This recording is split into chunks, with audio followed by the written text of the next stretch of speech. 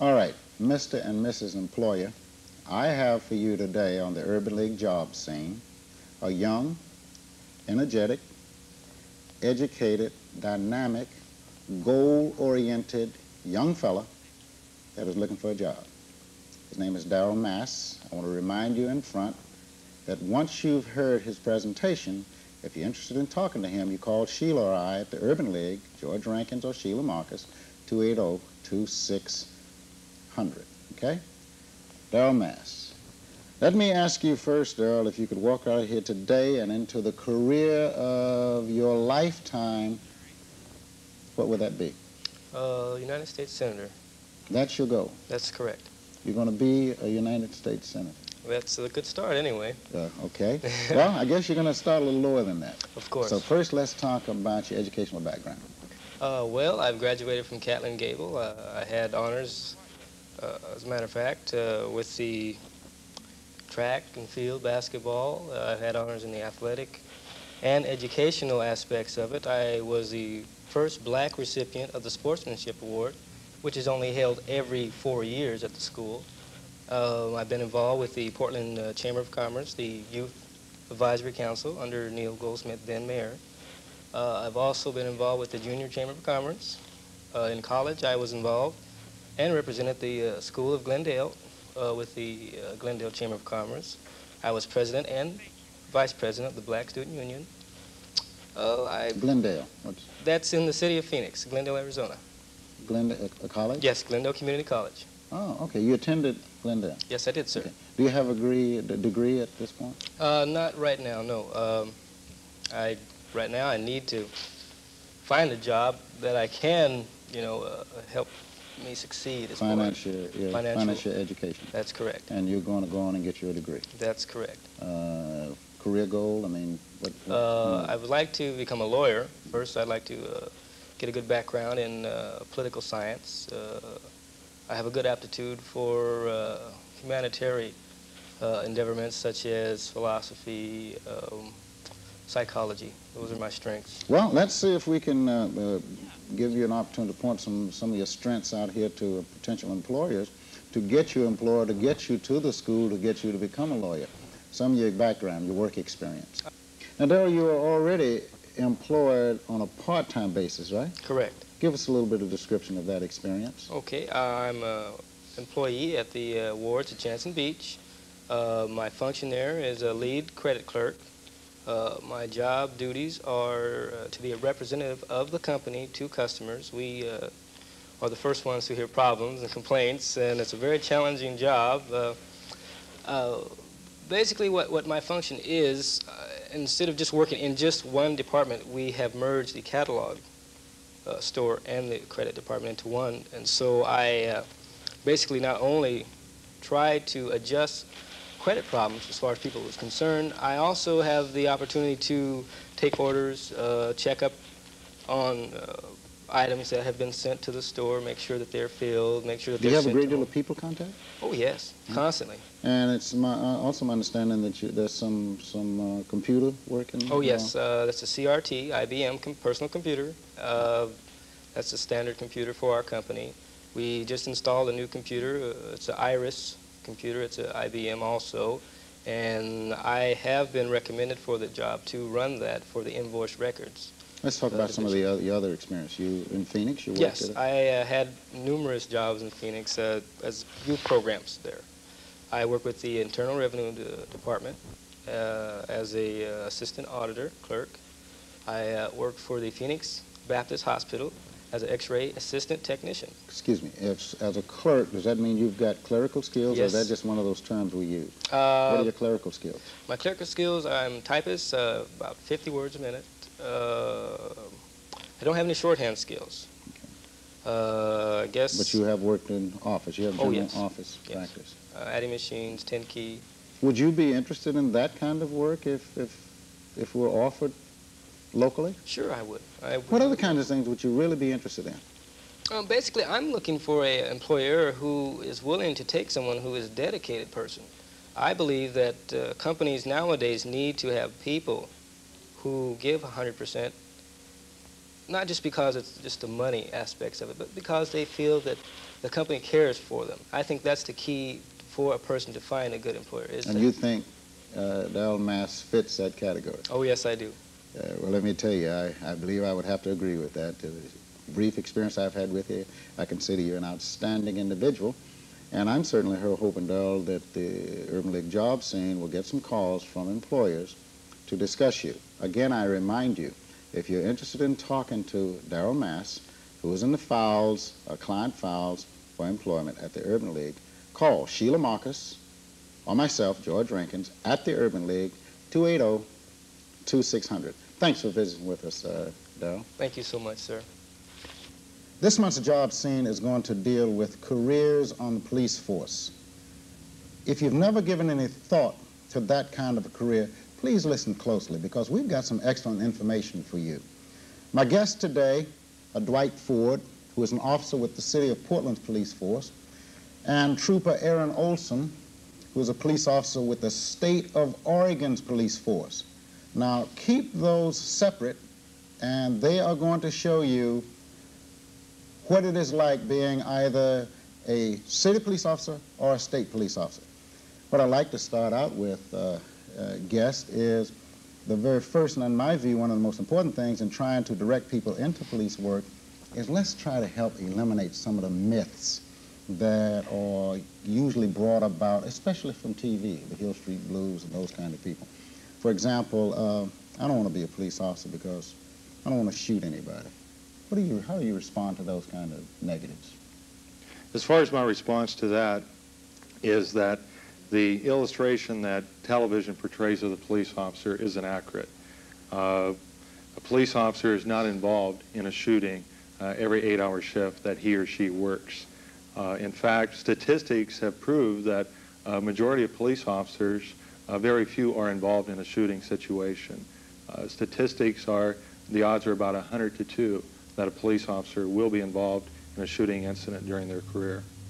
Dwight, what about, I'm sure you've heard the response, ruin my image in the community. Very often I hear that from people.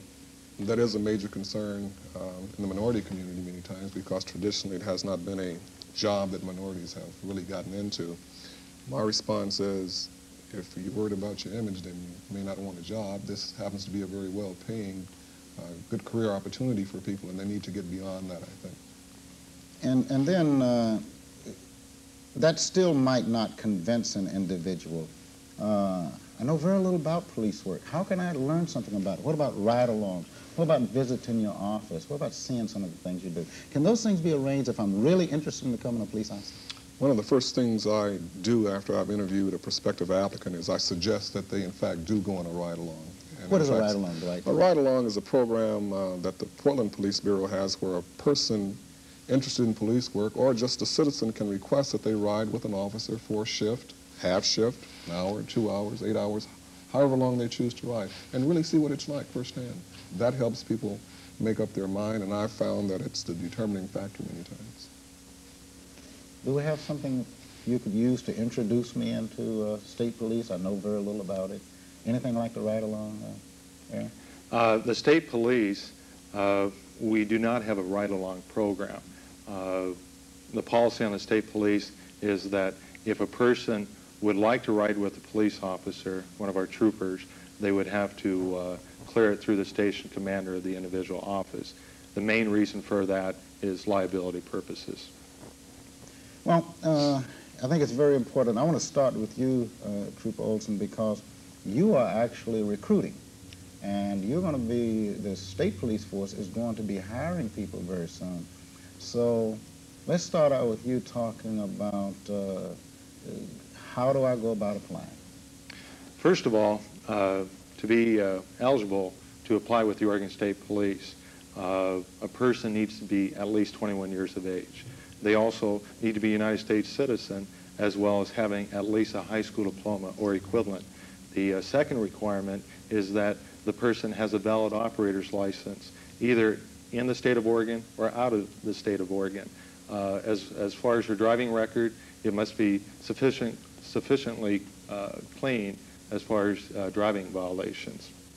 The third requirement is that the person must have good health as well as good moral character. because to be a police officer, you have to make intelligent decisions.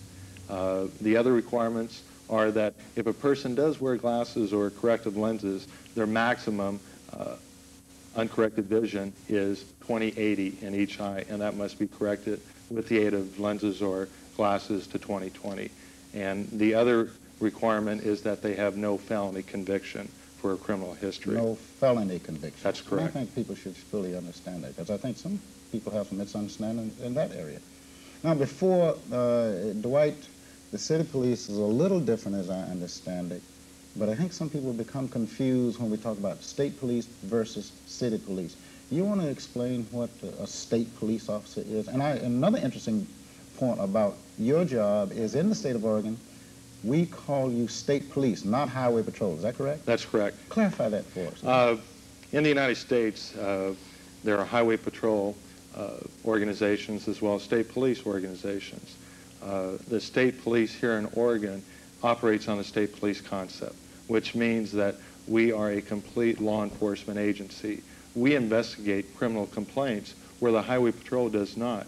As the city police are responsible for city streets and the sheriff's deputy for county roads, the state police is responsible for state highways.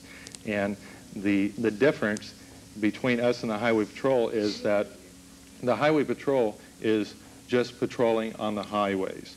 If you live outside of the city of Portland, and if you were to call us saying that someone broke into your house, the state police would respond where the highway patrol would not. That's the main difference right there. And state police, I realize they're both a form of civil service, and I want to separate that, state versus city, in applying for the job. A person applying for that job would be applying to work for the state of Oregon government. That's correct. Okay, is that right? That is true. Dwight, yeah, I understand your requirements, city police are a little bit different. Basically the same as the state, with the exception that we do require that a person either be a resident or become a resident after their 18-month probationary period. Oh, I mean they have to live in the city limits? Have to live in the city limits. But the basic requirements in terms of age, citizenship, personal character, health are the same. In addition, we require 90 term hours or 60 semester hours in liberal arts. If you don't have that at the time of application, we will allow you 4 years to get that after your 18-month probationary period is up, providing you sign a waiver and we feel you're capable of handling that and the job. Also, you do require some college? Yes, we do. And the state? It's not required, but again, it is to one's benefit to have college. Now, one other difference we have here is Officer Olson is actually looking for people that would probably start work 1st of October. And we're getting bad news from the city as far as hiring police officers. We're talking about terminating some. Unfortunately, that seems to be the case right now. However, that's being debated and discussed at City Hall this very moment probably, and we don't know what the eventual outcome will be. Now, you're debating whether to dismiss or when we're going to hire again? Debating whether or not we're going to have layoffs at this point based on the financial situation that the city finds itself in now. Should there be layoffs in terms of how we will handle the employment situation in the future, I really don't have a firm date. We may be looking at a year, we may be looking at more than a year. Before we hire again. Recruiting. But we're always interested in talking to interested applicants. You know, and I think that's very important. Whether you are open for employment in either of your agencies right now, a person that's interested in discussing a police career can come and talk to you, right? Absolutely. And just find out. Maybe generate that interest. And you encourage that. Yes, we do. And I would encourage our listening audience to come down and at least rap with you about it and find out what police work is all about. Okay, I'm interested. You've convinced me. I like being a police officer. I fill out your application. One, I understand only a trooper can put out a state application? And that's correct. Okay, how do we get an application from the city? The city will only issue applications to people when there is an actual job announcement. The City Civil Service Bureau handles that.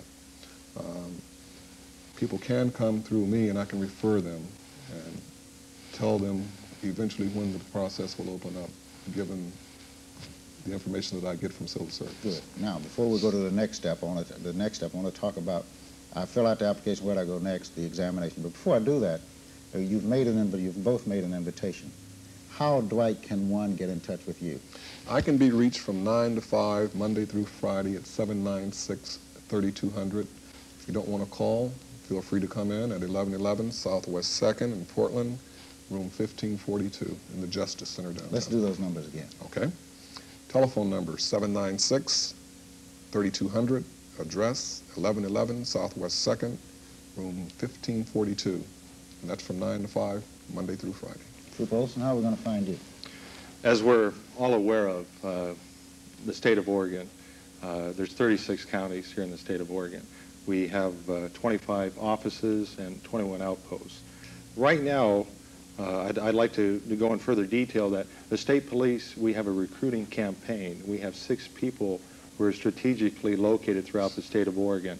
And these 6 people, we have Gordon Kim and myself who are working the Portland metropolitan area. We have Suzanne Hoffman, who's working in the Willamette Valley, Salem area. Sam Salazar, who's working McMinnville, as well as Josephine Staton, who's working Klamath Falls, and Roy Wilms, who's working the Bend area. But in the Portland metropolitan area, if a person is interested as far as applying with the state police, they can call 229-5980 or 643-4702 as far as in the metropolitan area. Where are you stationed? I'm stationed out of the Beaverton office. Could we have those 2 phone numbers again, just in case someone has run to the kitchen to get the Sure. Again, those phone numbers are 229-5980 or 643-4702. One of the most frightening words in civil service. Give me a little breakdown on the examination. There certainly is one for both your jobs, right? Yes. In fact, with the state police, once a person fills out their application, they can either mail it to training there in Salem, General Headquarters, or they can drop it off at any nearby state police office. After the application is received at headquarters in training, a person will be notified that they have that their application has been received. After that, the person will be scheduled for a written examination with the state police, approximately 1 month to 2 months after they've applied. That written exam is a multiple choice test. It's a general aptitude test. I would say basically it's comparable to a college SAT entrance exam. And my understanding is we've done away with what previously used to exist, all these legal questions. That's correct. Those things have been done away with. So a person doesn't have to be a lawyer to pass That's the right, test. right. Okay. A law background is not needed to pass the exam itself. The exam, there's 70 questions on the exam. Again, as I mentioned earlier, it's multiple choice. There's different sections in the exam itself. There's a spelling portion, to give you an example, where you'll have about 5 words listed, and you are to determine what is the correct spelling of those 5 words. The other portion is word definition, as well as just general math. Spelling so you can write up your reports. That's correct.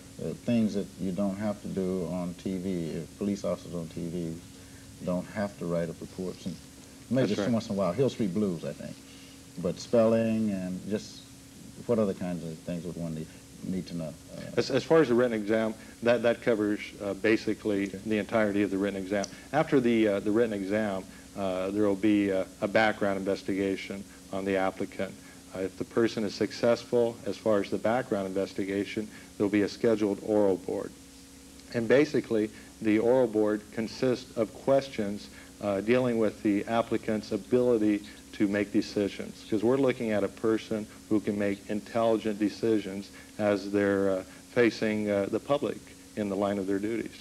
And then if a person scores well on the oral board, then there'll be a pre-appointment interview, which consists of a medical examination, also a pre-appointment interview with a member of the superintendent's staff, and if a person is hired, they'll be informed at that time, and then they'll be fitted for their uniform and be sworn in as a police officer and report to the police academy the 1st of October. When can I start? All right, let's talk about the city. What's the examination like? The city has a 7-phase examination, and the first phase of that examination is a written test. And our tests are weighted. The written exam is weighted 50%. In other words, we have 90 questions. If you score 80 out of that 90, we take half that score, okay?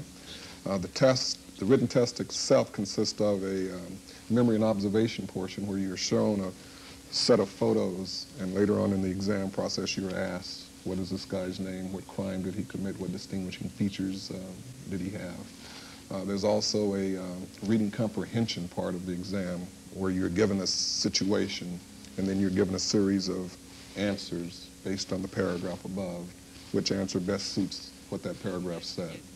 There's also a section on rules and regulations, how well you can determine what rules fit what action. The second phase is an oral performance test, which is an oral interview similar to the state's oral interview, where you sit before a panel of people and you're asked a series of questions. The reason for this is certainly if you can't handle the stress in an oral interview, you certainly will not be able to handle stress on the street, and it is a stressful job. That's weighted 50% also.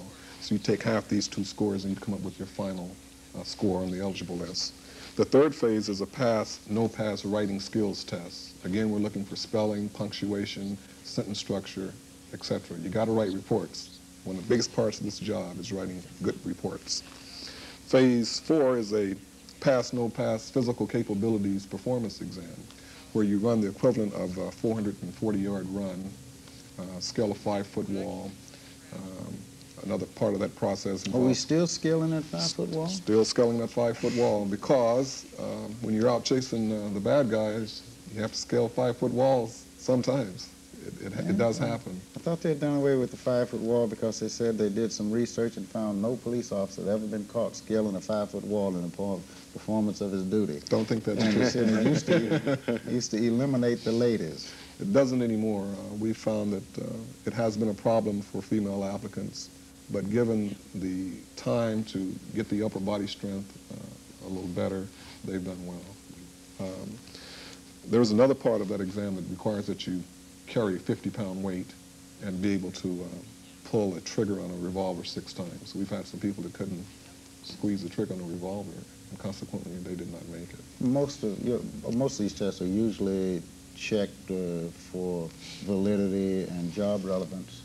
Validated. Our test has been validated, yes. And so most of this stuff is? It's relevant. How can one practice for it? You know, we don't know how many things in the library that we can study. For the Portland exam, I recommend the Davis Publications entrance examination for police officers. It parallels our exam somewhat in that it has the memory and observation and the reading comprehension. Our test does not have any math on it. So for all you applicants or prospective applicants who are frightened away by the prospect of sitting down doing some math like I used to be, don't worry about it.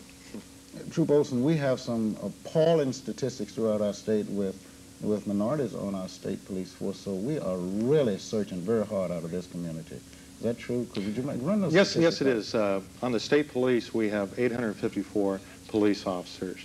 Of those 854 police officers, we have 20 female officers.